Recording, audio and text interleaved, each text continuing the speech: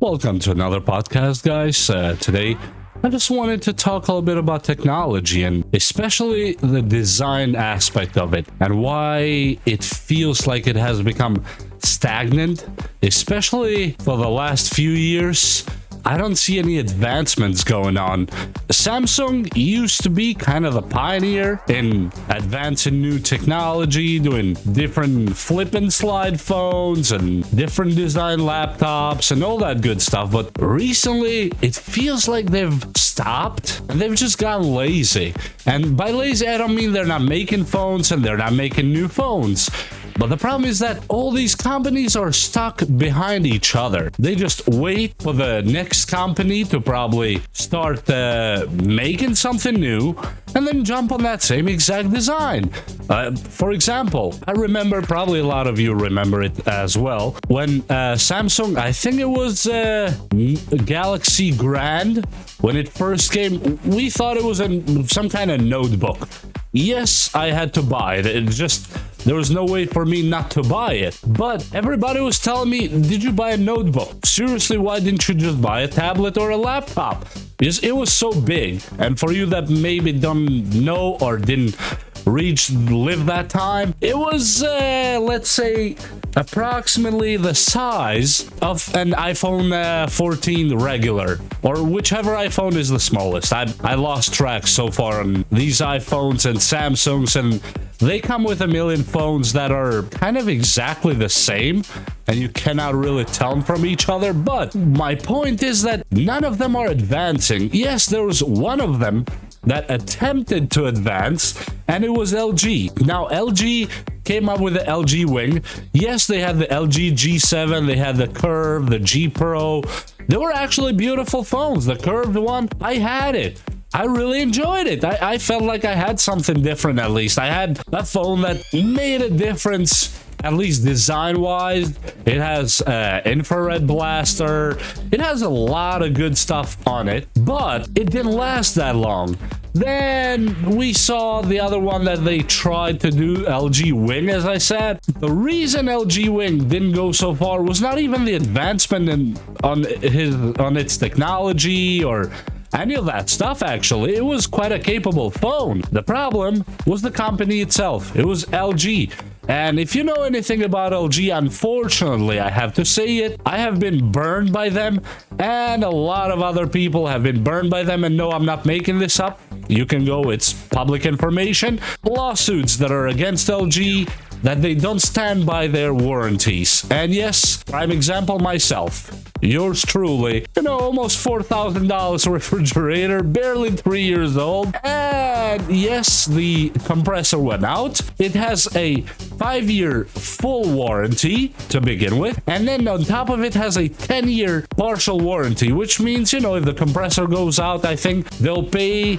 If anything else goes out, actually, they pay. And if it's the compressor alone, they'll pay full for it. What happened is that, let's put it simply, they did not care. They held me on the phone so many times, back and forth, till the end that they said, you know what, just take a hike. Well, they didn't say exactly take a hike, but I got the message. They did not want to care at all what happened. And there's many people like me that got a bad taste from them.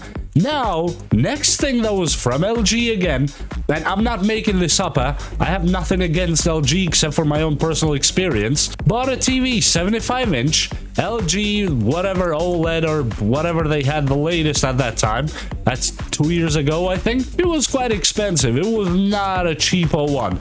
And yes, it was from Walmart. Brought it home, absolutely brand new in the box. I plugged it to the wall and it kept turning on and off. Kept going on and off the whole time. I called LG, again, the same exact situation. They told me take it to a technician and we might cover some of it. Well, hold on. It's a brand new TV with a factory problem, not with my problem, user problem. And you are just flat out refusing to take responsibility for your product, and so on and so on. At the end, thank God it was Walmart that actually stepped in and they said, okay, yeah, we will actually take the product back. It's our policy. 90 days or whatever they have, and that was over. So I went the longest route I could probably to explain that to you, but I wanted to give you an example of why some of these companies, even with the best design that probably would persuade somebody like me to buy it, like LG Wing, I really like the design of that phone, but unfortunately it was LG. And I, with a good conscience, I cannot buy another LG. And that's more people like me that actually got burned by LG and never bought it. That's why it flipped. Just nobody wanted it. Now, Motorola, for example, with a Razr, Samsung with a flip, Google with a flip, Oppo, and everybody just chasing each other's tail. Now, that has become so redundant. These companies making the same exact phone is getting out of hand. It's really not changing the technology. That's the unfortunate part of it. They are exactly the same materials, the same design, same shape, and even the same memory, and just they're not innovative. It used to be that if you bought a Nokia, everybody around you knew it was a Nokia. If you bought a Samsung, they knew so. Likewise with a lot of these companies. Now, nobody knows what kind of phone you have, and you probably, just like me and others, are into that dilemma that should I even buy one of these flagships? Seriously, what is the whole purpose of buying a flagship anymore? Do I have a reason to buy it? Now, yes, if you're a power user, maybe there are some slight benefits. Maybe your camera will open 3 seconds faster than the kind of mid-range or even low-range phones. They have become quite good, actually, especially recent times. And that would pretty much be it, because you are not seeing any big advancement that to say. Unless you go to the phones like, for example, AGM, I think they have a great phone with a lot of features, but it's one of those rugged phones that has night vision, thermal imaging, and all that good stuff. But that's kind of a specific or specialized device for a specific range of users. So did Caterpillar, for example. They had that phone too. But those are innovations in a specific genre or group of people. But what I'm saying is, for example, take Apple. What is the last time Apple seriously innovated? And no, for some of you guys that are fans of Apple or nothing, absolutely anything else, I have to break it to you that no, I'm not a fan of any company. I care if the device I'm buying does what I'm looking for, and if it does not, I could care less what company made it. I like Samsung. You see me use a lot of Samsungs because the ones I have did the job. But have I upgraded since Note 20 Ultra? No, I have not, because they haven't innovated anything. Well, am I gonna buy a $2,000 phone because, oh yeah, they added 0.005 millimeters of this? You can never see it, you can never use it, but they added it, and the only way you have to know about it is that, well, you gotta take our word for it. No, that's not how I see it. Now, if Samsung added, I don't know, some rollable phone instead of foldable like everybody else, or some, I don't know, holographic screen, let's say, maybe I would have been persuaded. But when it comes to those devices, still, I'm kind of on the side of utility. I would go with probably my next one. I'm seriously taking a look at AGM Mobile. They're doing some great stuff, and I am quite a big fan of utilitarian devices, and I might take a look at them. But as we were saying with Apple, yes, we get distracted on the channel. What is the last time they truly innovated? Oh yeah, they added M1500 chip, M5000 chip. No, design. What has changed on the design? Because, you know, okay, I admit having a better chip and all that is great. I'm a tech guy. I appreciate it as much as any other tech person are out there. But I want to see some difference in design too. I don't want to see the new iPhone to have the only change the shape of the battery, the shape of the antennas, just so I could not replace that battery for a new one. You know, just to make it less repairable, so next time I'm forced to buy a new one. Well, okay, for the ones of you in the audience that are ultra rich and can can afford to buy a phone every 2 weeks, you might as well go now, because there's absolutely nothing else to talk about in this podcast. But for the rest of us, if you're still here, these phones are getting out of hand without innovation. Price-wise, what is going on with a phone costing almost $2,000? What is on that phone that is going to give me $2,000 worth of product? In my opinion, it's absolutely nothing. I don't really see it. Maybe you guys see it.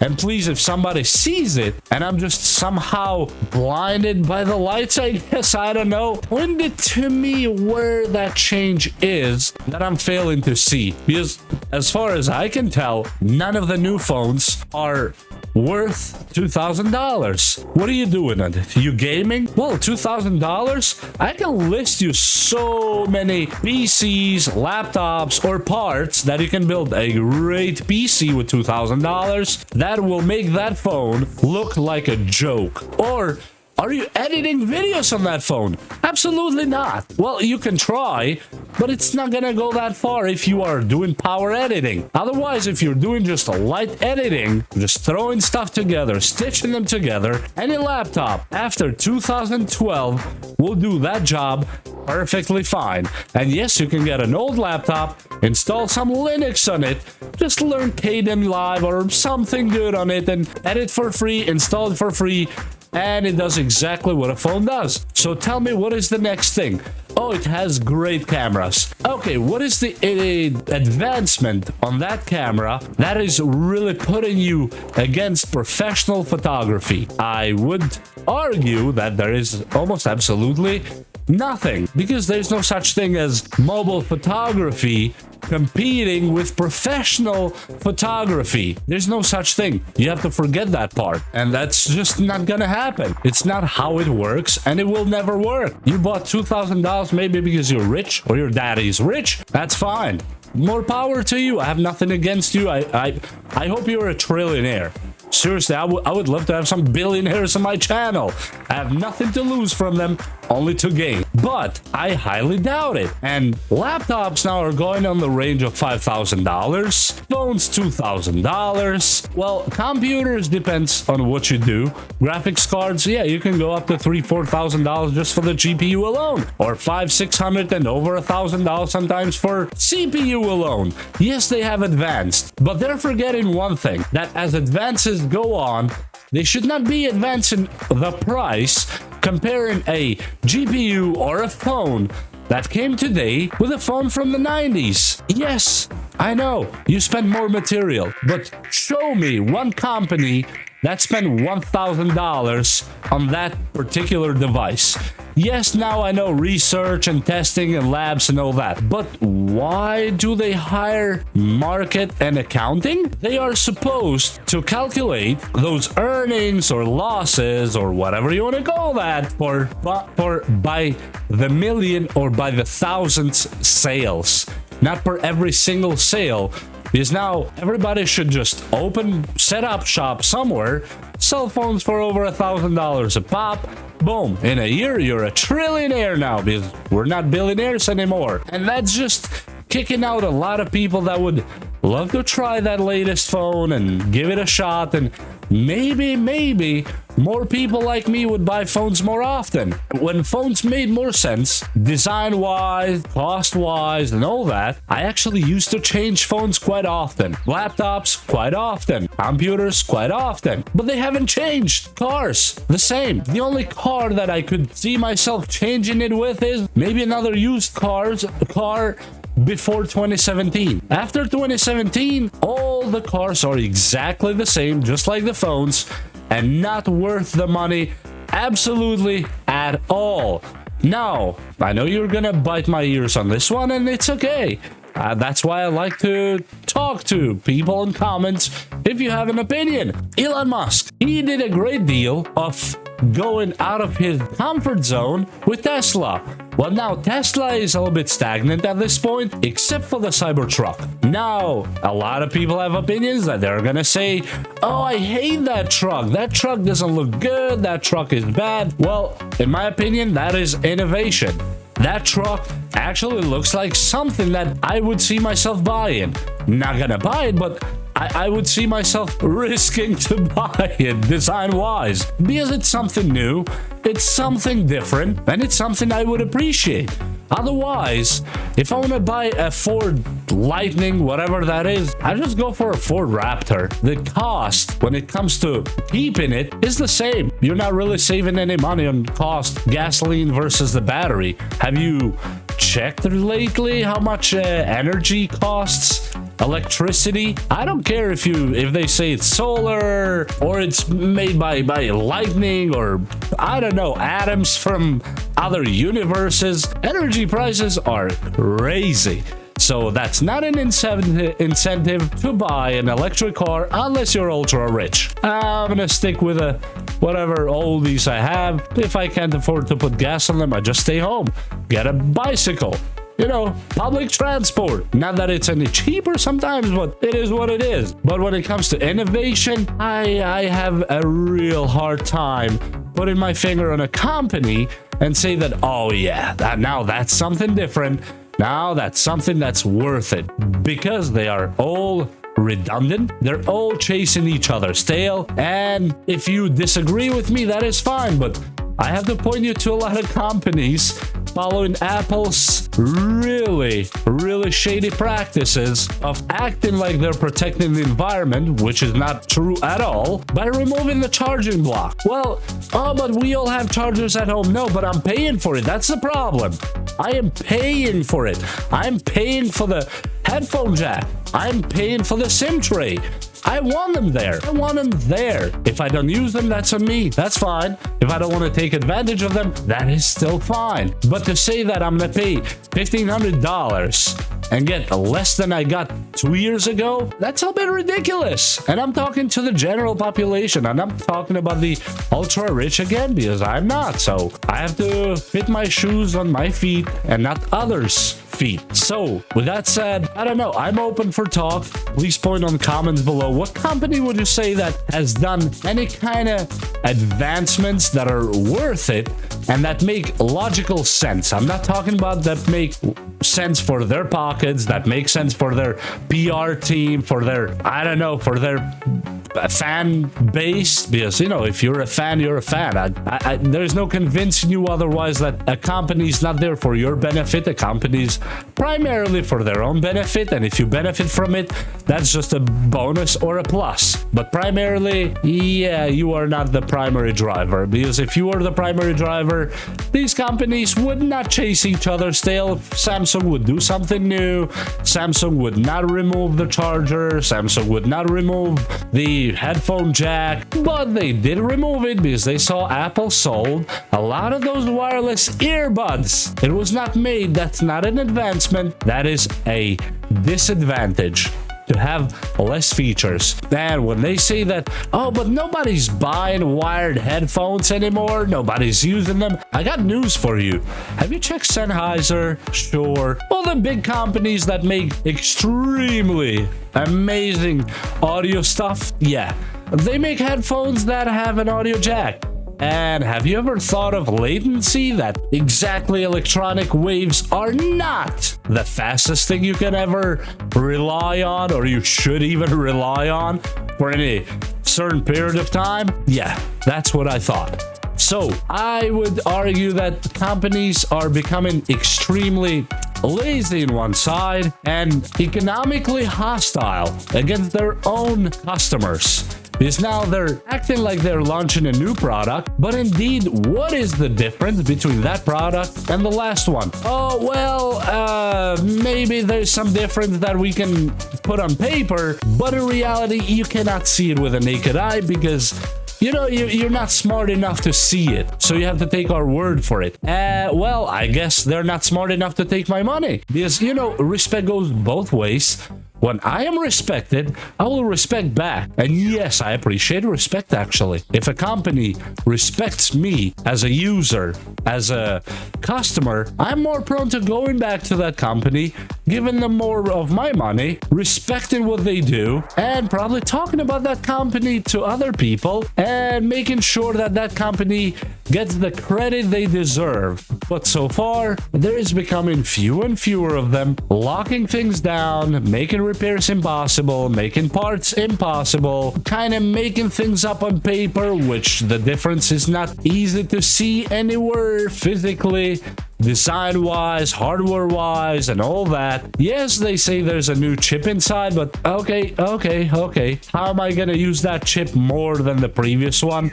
Because it's 2 hertz faster than the previous one. Seriously, what can you do on the S23 Ultra that I possibly cannot do with my Note 20 Ultra 5G?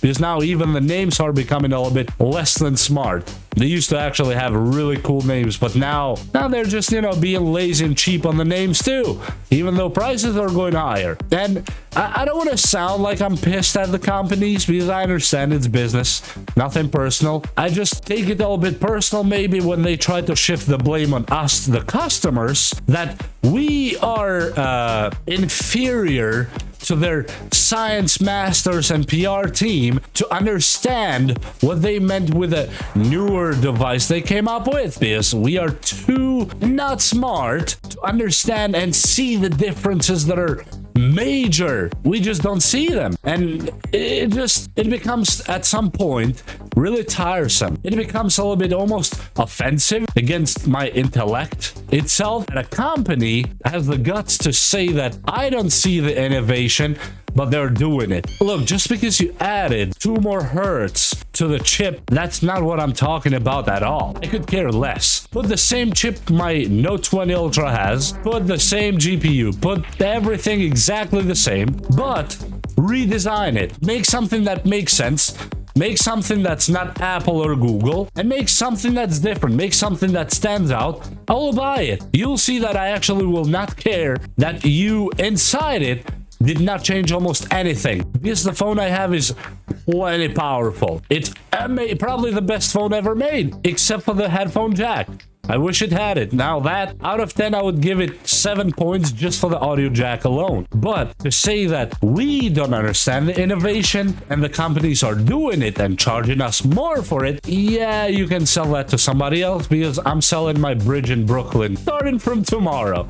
I'll put it online and you can come by it too. So, okay, so I think we're done with this talk here. I just wanted to get it out of my chest and keep it on my pocket, and hopefully you have an opinion for a company that is doing something and that is kind of trying to change the game. And just leave your comments below. Please hit a like and subscribe. And with that said, I hope you enjoyed it. If you disagreed with it, you know the comments are right there, and you know I read 99.9% of the comments, and I like to respond if the comment makes sense. If it doesn't make sense, I'll still respond. I'll tell you why it doesn't make sense to me in a very peaceful and respectful manner. Absolutely. If we got no respect with each other, we got nothing else. And with that said, we'll see you next time. Bye!